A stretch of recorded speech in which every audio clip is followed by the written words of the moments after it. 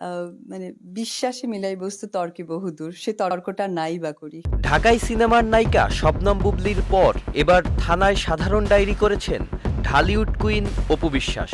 জানা গেছে ৩৪ ব্যক্তি ও ব্লগারের নিজস্ব ফেসবুক ও ইউটিউব চ্যানেলের বিরুদ্ধে রাজধানীর ভাটারা থানায় জিডি করেছেন এই জনপ্রিয় চিত্রনায়িকা।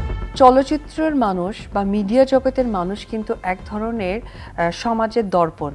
অপুর জিডির মধ্যে উঠে আসে ৩৪ ব্যক্তি ও ব্লগারের নিজস্ব ফেসবুক ও ইউটিউব চ্যানেলে তার বিরুদ্ধে অরুচিকর, মিথ্যা, বানোয়াট ও ভিত্তিহীন তথ্য প্রচারের অভিযোগ। এই নায়িকা মনে করেন তাদের মিথ্যা ও বানোয়াট তথ্য দেয়ায় এতে তার সম্মানহানি হয়েছে।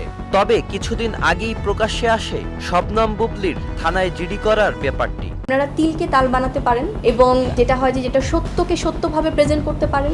অপু বুবলির ভক্ত ও নেটিজেনরা এই বিষয়টি নিয়ে সোশ্যাল মিডিয়ায় করছেন নানা মন্তব্য।